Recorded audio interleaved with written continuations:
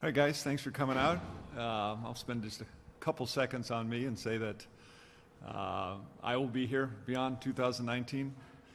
But more importantly, the gentleman to my left, David Forst, will be here with a 4-year extension on top of the year 2019. Bob Melvin, to the right of me, will be here along with 2019, 2020, 2021, and a club option for 2022. So it's a great day for the A's because literally these are two pillars of the organization, two people that are really, really good at their job, and two people that I'm not only professionally proud to work with, but also two people I call very good friends. Again, it's important, I think, after the year we had, actually, not even this year, David's been with me going on 20 years. Bobby's been here for 7.5 years, and those have been 7.5 really good years. And again, I'm very, very proud to have both these guys working alongside me. I know the A's, I know John Fisher, ownership, are extremely happy that we were able to get this taken care of pretty quickly. And I can tell, and I'll let them speak for themselves, but this is the place they wanted to be. Bobby always has wanted to be here. He's made that clear. We've always wanted him here. And the same goes for David as well. I mean, as you can imagine, both these guys, if it was any different, would be very much in demand. Bobby from the manager's standpoint, and David certainly in a position probably higher than the one he has right now, but he decides to slum it and work next to me, and I'm very grateful for that, and I'm very grateful for the job Bob does. So with that being said, I'm probably better served to let you guys ask questions, and that will be more productive. Who's going to take Susan's role? Come on, because Susan's always right out of the gate, so there's a lot of pressure on you guys.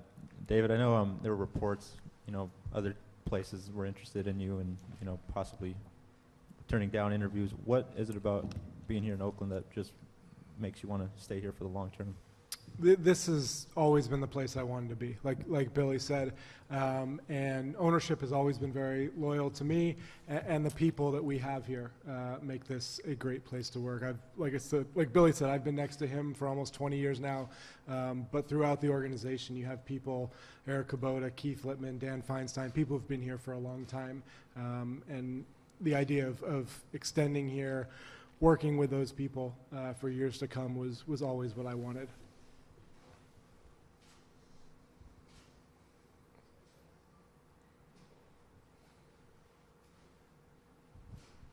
There's a lot of nervousness in the off season when it comes around for A's fans. I'm sorry, say it, Mindy. There can be a lot of nervousness for A's fans when the off season comes around. This seems to be a good sign with the three of you extending at the same time.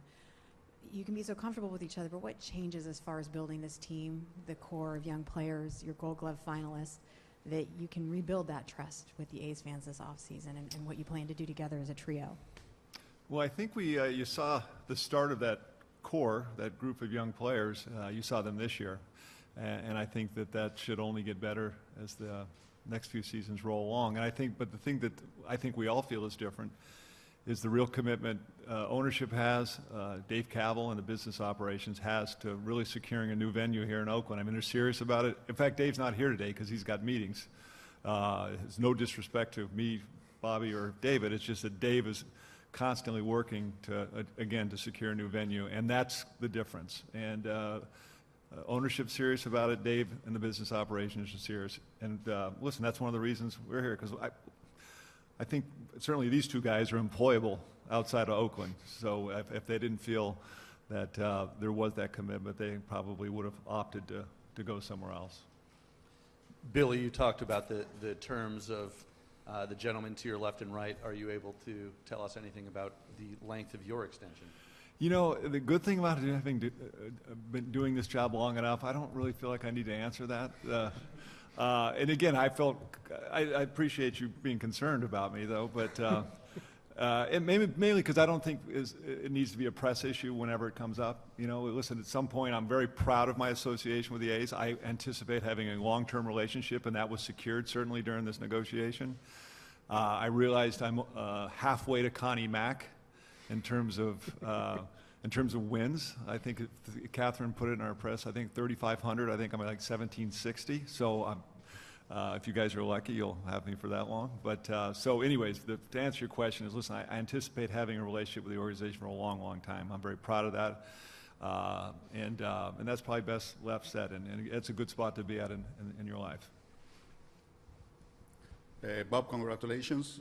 You have been here since the middle of 2011. This is the longest commitment from the A's to yourself. Could you talk a little bit about what this means for your career and what it means to be, you know that you're going to be here with the A's for a long time? Right. It's from the moment I got here, it's been a special place for me for, a lot of the reasons I've already talked about in the past, and just seems like every year it gets more and more comfortable for me being at home, the people that you work for, the continuity in the organization, certainly the commitment now to going forward to a new venue and some of the players that we have here. So, in the last couple of years in particular, it's really turned the corner as far as what you saw on the field last year, and we feel like it can get better. So this has kind of always been the place for me. I've been a couple places before that, but the minute I got here and going forward, I knew this is really the one place I wanted to be and wanted to stay. And it doesn't happen very often, in the baseball world now that you're in a place for, as long as, certainly as I have in my position. So I'm just proud to be in Oakland A and happy to be here and always have been. Billy and David, you saw Bob do something different this year. You saw him manage it in a little different style and a little different way. Could you comment a little bit on how your opinions of him adjusted or improved, or if you had any changes or further thoughts or were more impressed? I've always felt like one of Bob's biggest strengths is his flexibility and his ability to adjust to the roster that we hand him. And I think if you look at his time, starting in the middle of 11, the playoff teams, 12, 13, 14, were all different makeup teams, and he has always shown a great ability to adjust on the fly. And this year's roster was not easy, between the injuries and the changing faces on the pitching staff. He and his staff had a lot to work with and a lot of changes to make. So I think Bob has always done a great job with whatever we give him, and I think that's why you have the confidence in him going forward, is because he's shown that. And Bob's whatever the roster that he has never complained ever about. And some years are better than others. Let's face it. Some of the players we give him, and Bob from the first day of spring training, honestly believes he can turn that group, whatever group it is, into a winning team. And he said that this year, and he was right. And that's one of his strengths. And listen, we're lucky to have him. And again, the idea. Sort of the guy who gets, he's been with me almost 20 years, and Bob now 8. You imagine working with me for 8.5 years, let alone 20.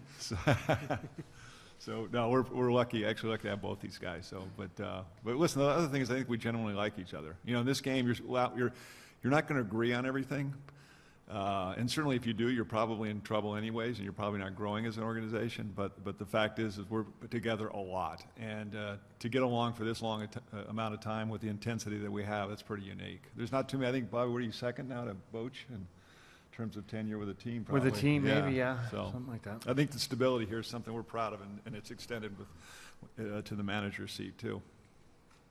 Bob, you guys had the best record after mid-June, and Boston was right there behind you, and they just won. I mean, what kind of pride, now that you've had a month or so to reflect on what your young guys did? It's a good question. I mean, we beat them 4 out of 6. We beat them 2 out of 3 here and 2 out of 3 there. And I think, when we went on that East Coast trip, we gained a lot of confidence, and partly because we played so well against them. But going forward, when you're watching these games, and everybody's envious about sitting at home and would rather be in Boston's position, but to know that we played as well against a team that basically dominated the entire season, certainly makes us feel good going forward. And I don't think there's anybody in our team that was watching these games that didn't think that we should be there. So I think, going forward, that's what we want. We want confident guys that feel like we're going to get better every year and improve upon what we did last year. Today's news comes after a pretty good season, but before that there were 3 last place finishes. Thanks, John. Sure. And did the interest ever waver in long-term interest to stay for all of you? I mean, like I said, this comes after a good season, but for 3 years there, you know, with the owner, there are limited resources and payroll is way down, and you never know what the future is. Yeah, well, that's been the case. You know, for all three of us, me the longest, David the second longest, and Bob. And I think I even said this. I don't again speak for these two people. They are. I assure you, they're employable outside of here. So the fact that we all have stayed and do want to stay, there's something pretty special about this place. And it's not. It's not just us. David mentioned Eric Kubota, Keith Lippman. One of the things we've always had here, there's some things we don't have, which are obvious, and there's some things we do have. We have stability and we have loyalty, and it goes back a long way here. And listen, we have our challenges, but we all love working here. We love working with each other. There's a great esprit de corps. And, you know, to sort of Mindy's question a little bit, we've had to turn things over, and we're hoping those days are going to end very soon. And that's quite a carrot for all of us. Knowing that you guys have your deals done, does it help, I guess, at all with future decisions that you guys have to make in terms of roster moves that you guys have to make potentially come up this offseason? Well, I think there's two parts to it. As far as the roster's concerned, look, we were all going to be here for 19 no matter what. So we've been working on that and thinking about 19 for a while. But certainly beyond, you know, we have a young core that we hope is here into a new ballpark. So yeah, it helps clarify things there. You know, the other part of it is running the organization and the stability of player development and scouting, Bob's coaching staff, all these things that you think about wanting to have in place. Having the three of us signed goes a long way towards making sure those things happen too. Can any of you comment then on what is kind of the priority this offseason? Will be bringing Jed Lowry back? Is that being considered? Signing Chris Davis long-term, where we are with Jonathan Lucroy, some of the other players? Well, I think probably the best way to answer that is generally there's certainly guys we are going to certainly try and bring back. But in general, I think it's one of the things we have to address is the pitching and the starting pitching.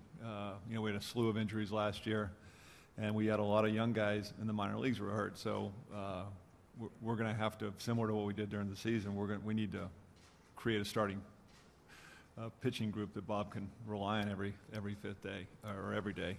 And you're always going to look for the bullpen, but as far as individuals, we're probably better off just not necessarily revealing exactly who and what, but there are some guys that we'd like to bring back, and the fact is we probably won't be able to bring everybody back, though. Billy, I'm Jeffrey Schaub from KCBS Radio. I'm the news guy in the group, so These guys are not news, by the way. No, they're not, no. Sorry.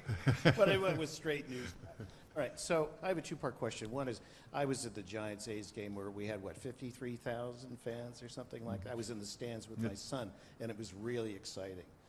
How are you going to, with a team doing better, get more people into the park next season? That's number one. Number two is, what is the status on trying to get a new facility? Well, I'll tell you what. The only thing we'll tell you about the new facilities that I mentioned, Dave Cavell. Reason he's not here is because he's currently at meetings regarding that. So I'll sort of leave him to update everybody. That's his what he's working on full time. As far as keeping people in the ball or getting people to the ballpark, listen, winning helps. People like to follow a winning team, and so I think that's the responsibility I have, David has, and Bob has, is finding a winning team. At that point, you hope that people respond, and usually they do here in Oakland. When we win, they do come out, and so that's a simple formula. So the responsibility is on us. Just a sports guy here, Billy. Were these three separate deals that happened to be finished at the same time, or did these negotiations always feel connected in a way? That's a good question. Yeah. Listen, I'd be kind of lying if we didn't feel like we were kind of all connected a little bit, mainly, because we've worked next to each other. But again, I think there's probably a little more, because listen, we had another year left, and none of us sort of were approaching these things during the summer. We were perfectly comfortable. Ownership was completely upfront with us, and they followed through with the timing and everything, so there really wasn't a sense of anxiety. And I think we all wanted to work together, so it was actually the fact that we're here today doesn't mean it took 3 weeks to do. The fact is this is one of the few days we can announce it. So it all went pretty smoothly. And, but, I mean, listen, I think as far as being connected together, I think that's, I don't think we said, hey, you know, but I think we all enjoy working with each other. And if that wasn't the case, it probably wouldn't have worked out the way it did. So.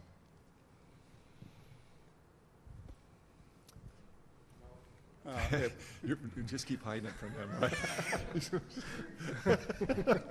Hey, Bob, all year long you talked about how proud you were about the improvement of your defense. Always talking about Chapman, about Olson, about Laurie having the best year of his career. But what do you think now that you have 4 finalists, the whole infield, for the Gold Glove Awards this year? Yeah, that makes you feel pretty good. Based on where our defense was previous to that, to make that dramatic an improvement.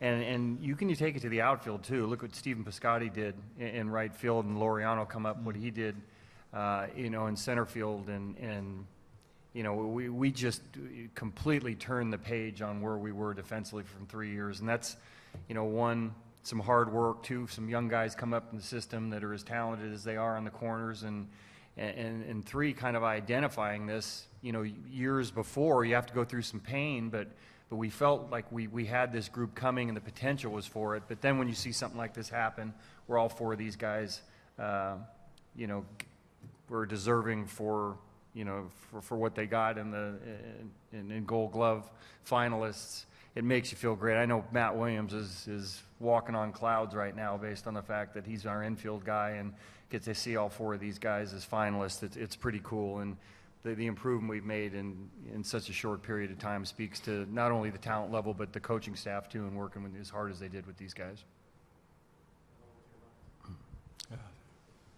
No, it's not going to work. Don't curse this.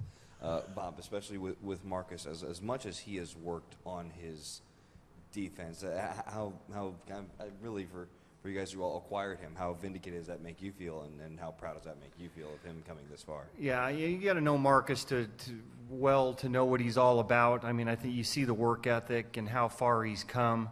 And it's also credit to Billy and David to stick with a guy like that. I mean, typically we tend to flip things around if things don't work, but I think everybody saw the potential that he had, the commitment that he makes every day, the respect that he has from his players, from the rest of the players and the coaching staff, and he's a resource for everybody else to watch his work ethic. And so to see where he's come from to where he is right now, I know he's feeling pretty good about it, but in his mind, the next step is to win a Gold Glove and get better, continually better every year. And there isn't a better guy to be around, and I'm glad that I've been with him as long as I have. He's a terrific hard worker, and he's another guy that's proud to be in Oakland A.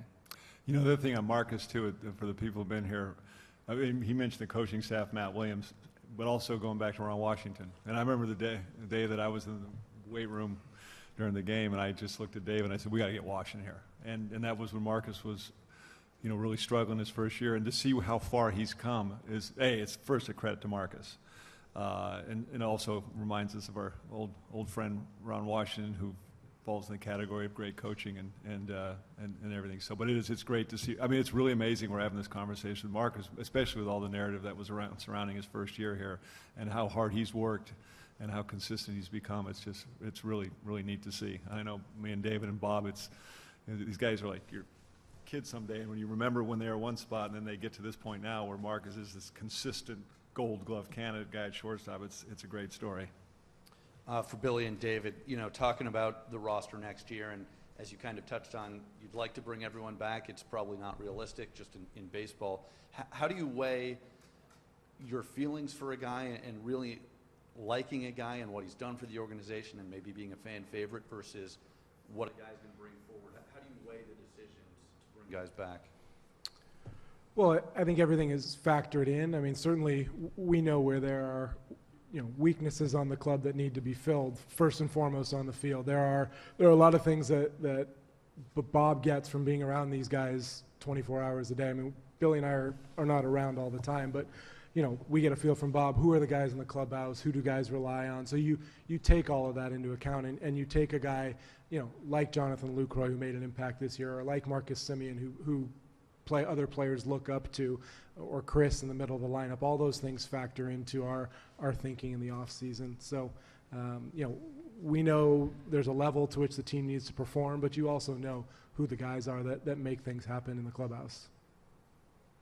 Billy, along the lines of what I asked Bob, just to see this young group and what they did in the second half, and Boston winning, and how close the A's are to taking another big step, is that pretty rewarding? And also, just going forward, how much is this young group gained in terms of experience? Yeah, I think Bob actually said that we were better in Boston. I'm not going to go that far, okay? Those 6 games, we were. No, congratulations to the Red Sox. A pretty amazing season. But Bob alluded to it. I remember, in fact, we went on that road trip. That was the New York, Boston, Toronto? Correct. Yeah, Boston, Toronto. I remember I went into Bob's office, and I think we played Houston right before then, 4 Right, games. we Yeah, did. we had Houston 4 games. And I went into, and I was with David, I go, this may be the hardest stretch of games in my entire career that we've had, and we've got this young team that's getting ready to go on this East Coast road trip. And Toronto was a much different team then as well. And when that team came out, I believe we left Toronto at 500 because I think we swept Toronto 4 games, right? And it was an amazing growth period. And to me, that's really when I think everyone said, hey, these guys have a chance to be pretty good. Because I remember negotiating with David. I said, I'll take 2-8 on this trip or something like that. It was that. I mean, that's how good the teams were. And again, when you the precursor to the whole thing was Houston, 4 games. I think it was 4 games at home. Yeah. And so when you listen, a good team. The last thing they do, a young team particularly, is win on the road. And this team early on showed that they could win on the road. That is usually the last step that a young team has. So it was. When they did that, we knew we had something special. Bob, there was a point early in the year where you were a very average team and your whole pitching staff fell apart. What did you and... Is this John Shea and Casey? Wait, the Sunshine Boys? Good part. Good part. What did you and the staff do to keep the team energized, excited, and together? You know what? We really didn't need to do a whole lot. When we left spring training, there was a good feeling amongst the group that we were going to get better as the season went along, and there was a lot of confidence in that.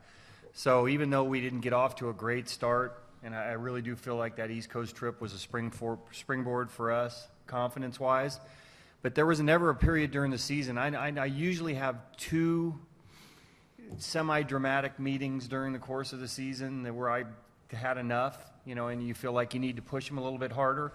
But it never came this year because this is a group that went out there every single day, prepared as hard as any team I've ever been with, and had confidence in performing. So I don't think there was ever a time in the season that we really needed to go in there and try to induce something that we didn't need to do. I mean, it's a driven group that expected to win and expected to get better as the season went along, and that's exactly the way it played out. So if this is a copycat league and the Red Sox won it all, Alex Cora said during the series that we live in an era where 210, 30, and 70 are acceptable, and that strikeouts are way up, and the way he preferred and actually did things in Boston is more contact than the average team. Do you take note of something like that? You have high strikeout guys, and learn or adjust anyway, from a team that won it all? Listen, I think you like to do all those things. Hit homers, have contact, have Chris Sale, have David Price, J.D. Martinez, Mookie Betts. All those things are really good to have, and we're going to try and get those kind of players. But we're not quite there yet. But we've got some good ones coming. Listen, copycat. That's a great team. It's one of the best team I've seen since 1998 with the Yankees. So. You may want to copy them, but the ability to do so isn't so easy. And again, you're not even talking, when you say contact, you're right. It's a pretty unique team. They hit home runs, they make contact, they wear pitchers out. They're just really good. That's why they're the world champions. So if we're going to copy them, we're going to try and do our best, but it's a pretty lofty goal for anybody. You mentioned their starting rotation. Is a goal to be so good in the rotation that you won't have to do what you did against the Yankees, bullpenning? Yeah. I think, listen, Hudson Mulder Zito I was a really smart jam when those guys were here, and drop Corey Lytle and Ted Lilly on there too. It was a pretty good five. But listen, everyone's chasing that that great rotation. It's just very few teams have it, and it costs a lot of money if you're going to go out there and buy it. Ideally, it's created organically through the draft. You look at probably the ideal rotation is a club like Houston with they essentially have two or three guys who could pitch as the number one through most of the league. So. We had some really good young guys come, and we unfortunately had some injuries to these guys with A.J. Puck and Caprillion. We've had the young kid Luzardo, who we think very highly of, but we did get hit with injuries, and that was probably the set us back certainly a year. That was going to be the foundation of our future rotation, and it definitely hurt. Billy, has there been any discussions about the increase of team payroll in this offseason being more so than before? Yeah, I would expect that to be the case. Can you say how much, or kind of if it's Well, we're more still working on it. I mean, I think we're going to take a little more strategic view and looking at it over a longer period of time instead of just like 1 year at a time, which I think is a good way to do it. And we're having those conversations now. To give you the simple answer, yes, the payroll. We anticipate the payroll going up. But could you say if in your mind Well, it's been yet to be determined. I'm sorry? Would it be significant, mild, just a minor increase? $1 billion. Would be nice. But still to be determined. Or $1 million. What's that? Still to be determined.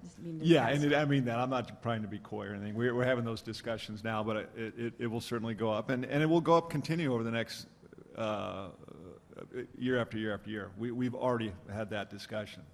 Now, how we approach it, we may want to look at it in a pool type of situation, X amount of dollars over a 5-year period. But those are all things we're talking with John Fisher about, and myself and Dave. We have a meeting tomorrow regarding this exact subject. Billy, when the A's were winning, but not in the playoffs and would get knocked out, in fact, I think a couple of times, Yankees and Boston, you said the playoffs, the postseason's more like a crapshoot, and I understand. In other words, one guy comes in, pitcher wins. Do you think this World Series this season with Boston disproved that theory a little bit? Do I think it's because a great team won it? Do I think it's less of a crapshoot? No, I think Boston's a great team, but I think the Dodgers are a great team too. I think Houston is a really, really good team, and if you actually, Cleveland, especially the American League, you could start this whole thing over again and have a completely different outcome. If that's the answer you thought I might give you, then yes, I'm going to continue to give you that. So I think it is a short series. Listen, the longer the series, better. Yeah, I mean the NBA's, with the 7-game series and stuff, is you're getting the champion more often than not. But the more teams you have in the playoffs, we got 10 now or whatever. I mean that's why dynasties are so hard to come by. Is that I mean the Astros you can't be built any better than they are, and you can't do more than they have. And they ran into a very, very good team, and they got beaten in a short series. So, a lot of people will debate who's better. They're just both great. I'm here to tell you because we played both of them. And if either one of them won, along with Cleveland and New York, and Dodgers would have been worthy champions. Billy, you guys had one of the greatest, best bullpens in the league this year, and kind of the emergence of Lou Trevino kind of helped with that. I guess you guys' bullpen is in its totality. What does it say, guys, about you guys' bullpen that you guys are able to kind of make those moves where these guys kind of emerged and you guys were able to fortify the bullpen the way you guys did?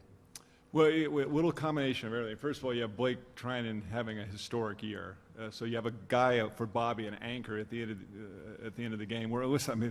This was not a very stressful year for me and David and Bob from the 7th inning on. I mean, very few games did we walk around with our heart broken once we had the game, and it starts with Blake. And then certainly you have some acquisitions, Ryan Buckner, you coming over doing a great job. But then you have young guys like Trevino who come out and then develop into the type of pitchers. All those things, that's how those things are created. Some of it's by design. Some of it guys having years they've never had before. And then you have a young guy come out of nowhere. And then ultimately we added to it too. And, with Familia and Rodney and Sean Kelly, who did a great job too. So it was an area too we thought that we could get a lot of value of at the deadline relative to, say, the starters that were available. That was the second part of my question. I know the bullpen was something that you guys tried to improve going into last season, but did you expect that kind of performance from your bullpen?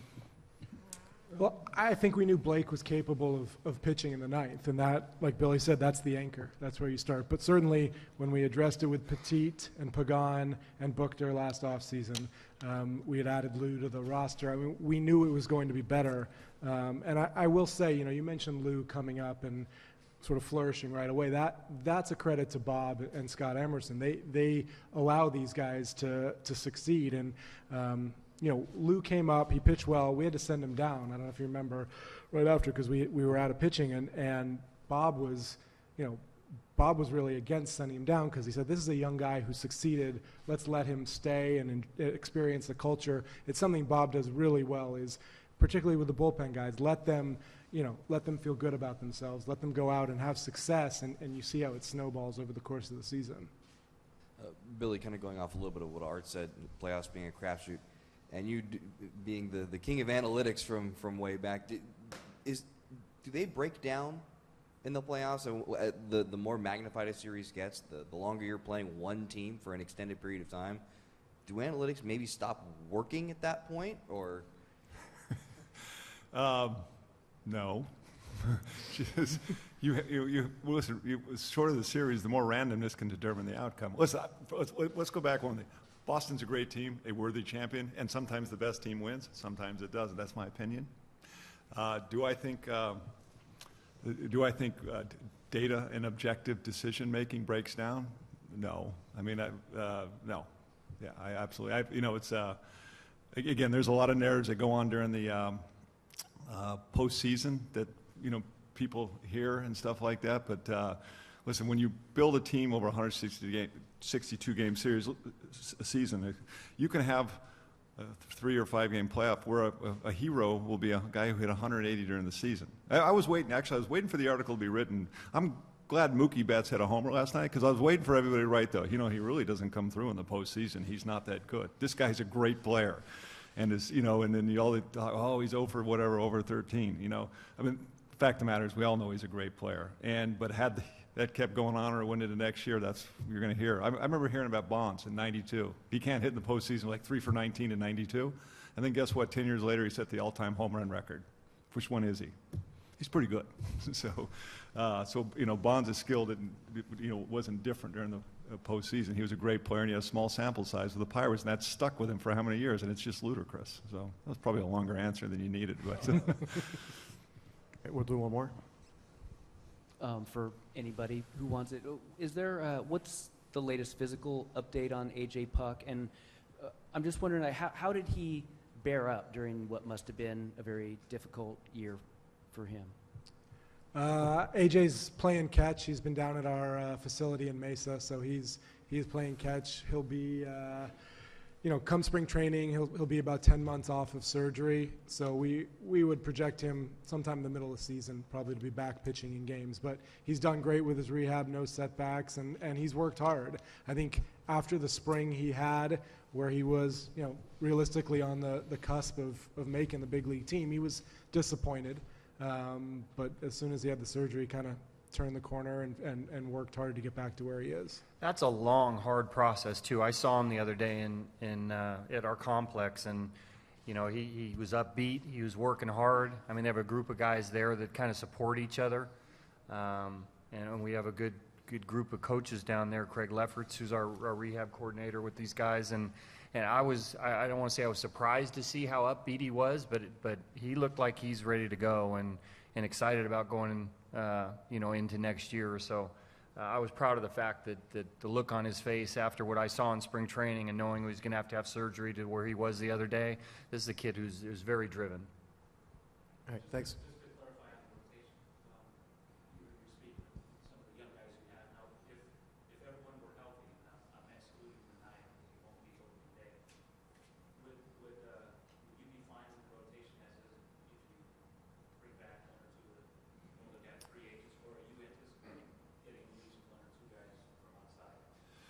Listen, it's probably going to be necessary that we're going to have to bring in somebody from the outside, just from a depth standpoint. I mean, because you can't assume, and we've proven that, and most teams have, that you're going to have 5 guys and they're going to pitch all year. So, part of the strategy of putting together a team is creating depth. I mean, you may send young guys down just because you can and keep an older guy. Just for the depth. So, but I think we're definitely going to have to, I think, look at